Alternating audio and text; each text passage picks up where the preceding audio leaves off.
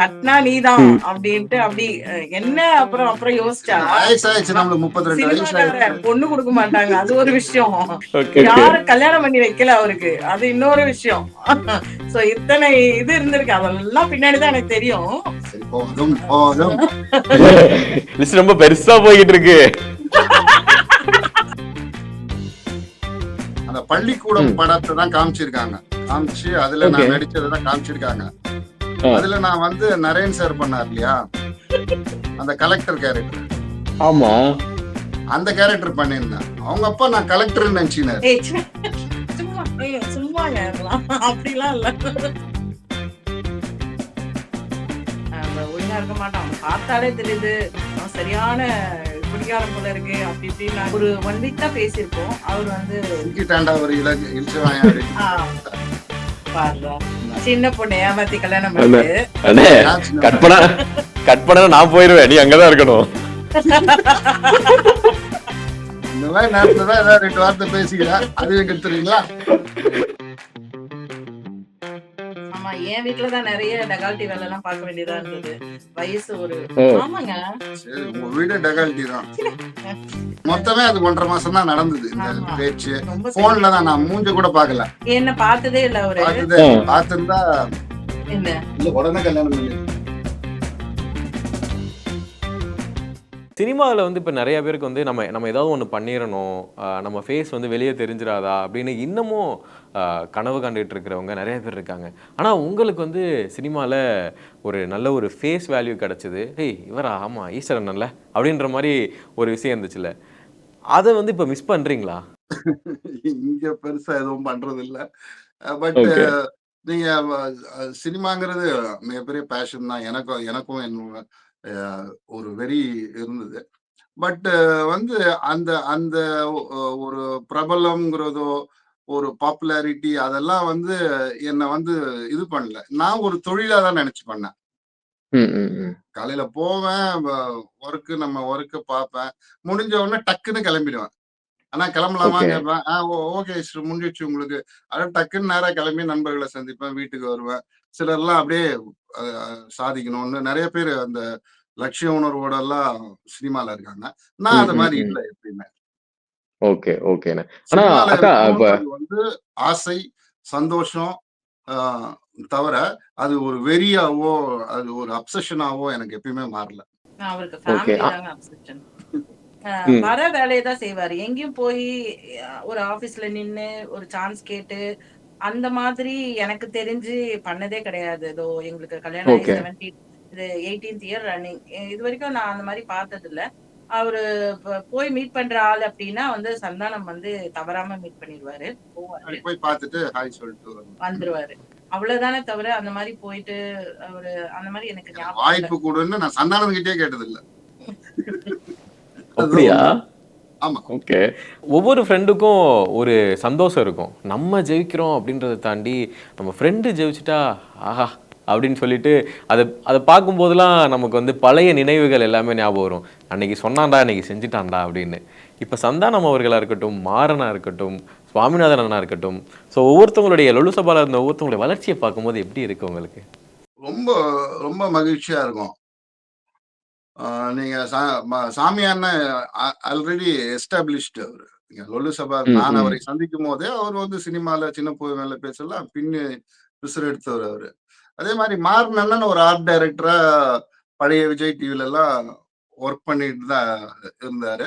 சந்தானம் தான் நாங்க லொல்லு சபால வந்து ஜாயின் பண்ணாப்ல சந்தானத்தோட வளர்ச்சி வந்து ரொம்ப பிரமிக்க வச்சது. அதை விட எனக்கு ரொம்ப பிடிச்ச 2 பேரோட வளர்ச்சி எதுன்னா சூரியோட வளர்ச்சி. ஓகே. நான் சூரிய 3 நாளா சாப்பிடாம எல்லாம் பார்த்திருக்கேன். தம்பி என்னடா பண்ற? நானே என்னடா இருக்கேன், அங்க போயிட்டு இருக்கேன்னு ஒரு சைக்கிள் வச்சிருப்பாப்ல, வடபழனில இருப்பாப்ல. நான் அப்போ வந்து சரிகமால ஒர்க் பண்ணிட்டு இருக்கேன் ரைட்டரா. சாப்பிட்டியா? சாப்பிட்டேனே, நேத்து காலைல சாப்பிட்டேனே அப்படின்னுவான். நேத்து காலைல சாப்பிட்டியா? நாங்கெல்லாம் 3 வேளை சாப்பிடுறோம். சரி வா சும்மா அப்படின்னு கூப்பிட்டு நடிகர் சங்கத்துல அங்க நடிகர் சங்கத்துல ஒரு கேன்டீன் ஒண்ணு உண்டு. ரொம்ப நல்லா இருக்கும், டேஸ்டா இருக்கும். எல்லா சாப்பாடும் 20 ரூபா தான். தேங்காய் சாதம், தக்காளி சாதம், எலுமிச்சை சாதம், தயிர் சாதம், அப்புறம் ஒரு மசால் வடை ஒண்ணு கொடுப்பாங்க. கூப்பிட்டு அப்ப சும்மா ஏதோ ஒரு வேலை இருக்குடா வாடா அப்படின்னு சொன்னா வருவாப்புல. வந்து அப்படியே அப்புறம் நாங்கெல்லாம் ஒண்ணா உட்காந்து சாப்பிட்டுட்டு, அதுக்கப்புறம் சும்மா ஒரு கையில ஏதாவது குடுத்து, "சரிடா நான் பார்க்குறேன்டா அந்த அந்த கேரக்டர் இருக்குது. நீ தான் பண்ற." அப்படின்னு சொல்லி ஆ. அனுப்புவார். அப்படி ஓகே. ஒரு கடுமையான உழைப்பாளி. சூரியோட வளர்ச்சி என்னை பிரமிக்க வச்சது. அதுக்கப்புறம் யோகி பாபு. ம். ம். யோகி பாபு லொல்லு சபால வந்து டைரக்டர் வந்து சேர்க்கவே மாட்டாரு. "ஓ! ஏன்? ஏன்யா? அவன்லாம் என்னய்யா பேசவே மாட்றான்யா. அவன்லாம் நடிக்கவே மாட்றான்யா. எக்ஸ்பிரஷனே வரல." ஏங்க? ஏதாவது இல்ல, இல்ல. அந்த நேரத்துல அந்த டைரக்டருக்கு அந்த புரோகிராம் தான் முக்கியம் அவருக்கு. ம். அப்படியெல்லாம் வந்து இல்ல நெறைய தவிர்க்கப்பட்டோம். அதுக்கப்புறம் வந்து புரியுது, புரியுதுண்ணே. அவர் டைரக்ஷன்லயே யோகி பாபு நடிச்சாப்ல. அது வேற விஷயம். ம், ம். அதான் ஒரு மனிதனின் வளர்ச்சி பாருங்களேன். எப்பயுமே ஒரு சிறப்பான நடிகன், சிறப்பான டைரக்டர் யூஸ் பண்றது வேற. ம், ம், அவன் ம். வேண்டான்னு சொன்ன அதே டைரக்டர் அவன வந்து இது பண்றான்னா, அந்த வளர்ச்சி என்ன பிரமிக்க வச்சுது. பாபுவும் நீங்க சரி, சொல்லும்போது சூரியும் சரி, கடுமையான உழைப்பாளிகள், அ நல்ல திறமைசாலிகள், நல்ல தம்பிகள். ஓகே. அந்த மாரி நம்ம ந ந நம்மள நம்மளுடைய அந்த குரோத் வந்து நம்ம அப்படி இருந்திருக்கலாமா? அப்படின்னு ஒரு ஆசை இருக்கா? அது நமக்கு இல்ல நடக்கலை அப்படின்ற என்னால மாரி ஏதாவது? வந்து அன்றைக்கு வந்து அவர்கள் பட்ட கஷ்டங்கள என்னால பட்டே இருக்க முடியாது. போடான்ட்டு வந்துட்டே இருந்துருவேன். ஏங்க அவரு மேனாமினிக்குங்க. என்ன? இப்போ வந்து எங்களுக்கு வந்து ஈஸ்ட் அண்ணன பத்தி தெரியும். நாங்க வந்து நெறைய பார்க்குறோம். ஆனா பெர்சனலா நாங்க எதுவும் பழகுனதில்ல. இப்ப நான் பேசும்போது அண்ணன பத்தி, ஓகே அண்ணன் வந்து இவ்வளோ ஸ்வீட்டா பேசும் அப்படின்றது தெரியுது. எப்படி அண்ணன புடிச்சீங்க? எப்படி பிடிச்சா? பயங்கரமான பிளான்லாம் பண்ணி. ஒரு பிளானும் இல்லைங்க. சும்மா கால் பண்ணி ஓகே, பேசினது தான். அ ஓகே. அவங்க அவங்க அக்கா வந்து எனக்கு எனக்கு ரொம்ப பழக்கம். லைக் என்ன ரொம்ப குழந்தையிலேருந்து அவங்க அக்கா பார்த்துருக்காங்க. அம்மாவும், ம், ம். அக்காவும் அவங்க அக்காவும் ஒண்ணா ஒர்க் பண்றாங்க சென்ட்ரல் கவர்மெண்ட்ல. ஸோ அப்படி பழக்கம். அப்போ அவங்க சொன்னாங்க, என் தம்பி ஆக்டர் அப்படின்ட்டு. அ தம்பி ஆக்டரா? எதுல? லொல்லு சபா. லொல்லு சபாவா? லொல்லு சபாவா? நான் லொல்லு சபா பார்க்குறேனே! நாங்கலாம் வந்து எவ்ரி வீக் பார்த்துருவோமே! அது ரிப்பீட்ல போடுவாங்க. அதையும் பார்ப்போமே! அப்படியெல்லாம் சொல்லிட்டு, யாரு அதுல? அப்படின்னு. யார் யாரோ சொன்னாங்க. அ ம், அப்போ அவங்க ம். சொன்ன அடையாளத்துல எனக்கு என் மைண்ட்ல வந்தது வேற ஒருத்தரு. அ ஓகே. ஓகே. அ ஊரா ஆமா. இப்ப இறந்தாருல்ல சமீபத்துல. ஆண்டனி. ஓகே. ம், ம். அவரு தான் என் ஆண்டனி. மைண்ட்ல வந்தாரு. இவரா இருக்குமோ! அப்டின்ட்டு. அதுக்கப்புறம் இல்ல அ எ அப்புறம் அவங்களுக்கும் அவங்க கையில ஃபோட்டோவும் இல்ல. அதுக்கப்புறம் அவங்க இந்த எபிசோடெல்லாம் சொல்லி, இந்த கேரக்டர்லாம் சொல்லி, அதுக்கப்புறம் அவருதான் அப்டின்ட்டு ஒரு ஃபைனலைஸ் ஆச்சு. ஓகே இவரா? Okay super. அப்டின்ட்டு ஃபோன் நம்பர் வாங்கி பேசினேன்.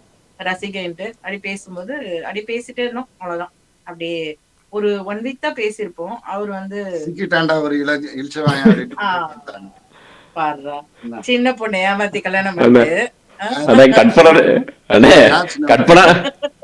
கட் பண்ணா நான் போயிருவேன். நீ அங்க தான் இருக்கணும். இந்த மாரி நேரத்துல தான் ஏதாவது 2 வார்த்தை பேசிக்கிறேன். அதையும் கெடுத்துறீங்களா? சரி ஓகே. இது யூஸ் பண்ணி தருணத்தை யூஸ் பண்ணிக்கிறீங்க அவ்வளவுதான். ஆமா. ஒண்ணும் ஓகே. இல்ல. சும்மா பேசினோங்க. அப்புறம் நான் பேசுறது மொத்தமே அது 1 1/2 மாசம் தான் நடந்தது. இந்த ஆமா. பேச்சு. ரொம்ப ஃபோன்ல சென்டிமென்ட். தான் நான் மூஞ்ச கூட பார்க்கல. என்ன பார்த்ததே இல்ல அவரு. பார்த்ததே ஆ. இல்ல. பார்த்திருந்தா என்ன? இல்ல உடனே கல்யாணம் பண்ணியிருப்பேன். பா பார்த்து பார்க்கலங்க. ஃபோன்ல பேசிட்டு இருந்தாரு. ஓகே. ஃபோன்ல பேசும்போது விழுந்துட்டாரு. கட்னா நீதான் ம். அப்டின்ட்டு அப்டி என்ன அப்புறம் அப்புறம் யோசிச்சா, வயசாயிடுச்சு வ நம்மளுக்கு 32 வயசாயிடுச்சு. சினிமாக்காரன் பொண்ணு குடுக்க மாட்டாங்க. அது ஒரு விஷயம். இத நான் கேட்கலான்னு இருந்தேன். அது இன்னொரு விஷயம். ஓகே. Okay, okay. யாரும் கல்யாணம் பண்ணி வைக்கல அவருக்கு. அது இன்னொரு விஷயம். சோ இத்தனை இது இருந்திருக்கு. அதெல்லாம் பின்னாடி தான் எனக்கு தெரியும். சரி போதும், போதும். ஏ கொஞ்சம் லிஸ்ட் லிஸ்ட் ரொம்ப பெருசா போய்கிட்டு இருக்கு. ஓகே. அங்கிருந்து நேரா மெரினாக்கு போய், அங்க உட்கார்ந்து ம். பேசினோம். என்ன ஓகேவா? எல்லாம் ஓகேவா? இப்படியா? அப்படியான்ட்டு. சரி நான் என் வீட்ட நான் பார்த்துக்கிறேன். உன் வீட்ட நீ பார்த்துக்கோ. அங்க பார்த்துக்கிறதுக்கு பெருசா எதுவும் இல்லனாலும், அவங்க அண்ணாலாம் இருந்தாங்க. அவங்களுக்கெல்லாம் எனக்கு சொல்லணும். அப்போ வந்து அம்மா, அப்பா 2 பேருமே 2 தவறிட்டாங்க. பேருமே இல்ல. எங்க அக்காவும், அண்ணனுங்களும் தான். அவங்க கிட்ட சொன்னேன். அவங்க ஒண்ணும் மறுக்க போறதில்ல. அவங்க ஆமா. என் வீட்ல தான் நெறைய டெகால்டி வேலைலாம் பார்க்க வேண்டியதா இருந்தது. வயசு ஒரு ஓ! ஆமாங்க. சரி உங்க வீடே டெகால்டி தான். போச்சு, போச்சு. எனக்கு தெரியாது. அப்பா ம். போய் சொன்ன பிறகு இவர் தான் அப்டின்ட்டு சொன்ன பிறகு அவரு ஐயய்யோ! காமெடி பண்றாரா, காமெடி பண்றாரான்ட்டு அவரு பயங்கரமா காமெடி பண்ணாரு. அதுல என்ன பெரிய அட்வான்டேஜ்ன்னா, அந்த பள்ளிக்கூடம் ம். படத்த தான் காமிச்சிருக்காங்க. காமிச்சு அதுல ஓகே. நான் நடிச்சதுதான் காமிச்சிருக்காங்க. ஆ. அதுல நான் வந்து நரேன் சார் பண்ணார் இல்லையா? அந்த கலெக்டர் கேரக்டர். ஆமா. அந்த கேரக்டர் பண்ணியிருந்தேன். அவங்க அப்பா நான் கலெக்டர்ன்னு நினைச்சினாரு. ஏய் சும்மாங்க அதெல்லாம். அப்படிலாம் இல்ல. ஓ இல்ல கலெக்டர் நீங்க மாப்பிள்ளைன்னு ஓகே பண்ணிட்டேன். என்ன அப்படின்னா அதெல்லாம் இல்லைங்க. ஆக்சுவலா நீங்க பேசும்போதே தெரியுது நீங்க வந்து எப்படி வந்து ஒரு விஷயங்களை வந்து நீங்க அப்படியே பரிமாறிக்குவீங்க அப்படின்னு ரொம்ப வந்து நல்லா இருக்கு. அதெல்லாம் பார்க்கவும் நல்லா இருக்கு. நம்பாதீங்க, அதெல்லாம் நம்பாதீங்க. அப்படிலாம் இல்ல. அவ்வளோ ஒண்ணும் இதெல்லாம் இல்ல. ஓகே. திட்டினாங்க, எல்லாம் பண்ணாங்க. ஐயோ! நடிகனான்னாங்க. ஒழுங்கா இருக்க மாட்டான். அவன பார்த்தாலே தெரியுது. அவன் சரியான குடிகாரன் போல இருக்கு. அப்படி இப்படின்னாங்க. இல்லையே. சரியான கணிப்பு. இதெல்லாம் வந்து நீங்க வந்து அண்ணனை சொல்ற மாதிரி எனக்கு ஃபீல் ஆகுது. ஐயோ! இல்லங்க. சத்தியமா வீட்ல ஓகே. எல்லாம் சொன்னாங்க. அதெல்லாம் சொல்லி முடிச்சுட்டு இன்னி அதுக்கப்புறம் வரைக்கும் அவங்க வீட்டுல நம்ம மேல நம்பிக்கை இல்ல. எங்க அம்மா இன்ன வரைக்குமே நம்ப மாட்டாங்க. ஆ ரொம்ப நல்லவங்க. சும்மா இருங்களேங்க. பரவாயில்லப்பா. ஊருக்கே தெரியுது. இப்ப உலகத்துக்கே தெரியும் போகுது. அவ்வளவுதான். ரைட். அண்ட் வந்து அக்கா என்னதான் இருந்தாலும் தான் ஆடாவிட்டாலும் தன் தசை ஆடும் அப்படின்னு சொல்லுவாங்கல்ல. அண்ணன் வந்து ஒரு டைம் வரைக்கும் சினிமா, நாடகம், நடிப்பு இந்த மாதிரி தான் வாழ்ந்திருக்கிறாரு. இப்போ வந்து உங்க கூட அயர்லாந்தில் இருக்கும்போது அவர் மிஸ் பண்ணி என்னைக்கா வந்து சொல்லியிருக்காரா? ச்சே பேசாம நம்ம அங்க இருந்திருக்கலாமே, நான் இதெல்லாம் பண்ணியிருப்பேனே, இந்த மாதிரிலாம் சொல்லியிருக்கிறாரா ஏதாவது? இல்லைங்க. அவரு அவரு அதுதான் அவரோட இதுவே என்னன்னா, ரொம்ப அந்த மாரி எதுக்குள்ளயும் போய் இதாயிட மாட்டாரு. நான் தான் சொன்னேன்ல ஓகே. ஆல்ரெடி. உள்ள அவருக்கு வந்து ஃபேமிலி மட்டும் தான் அப்சஷனே தவிர, வேற எந்த விஷயத்துலயும் ரொம்ப இன்வால்வ்லாம் ஆகவே மாட்டாரு.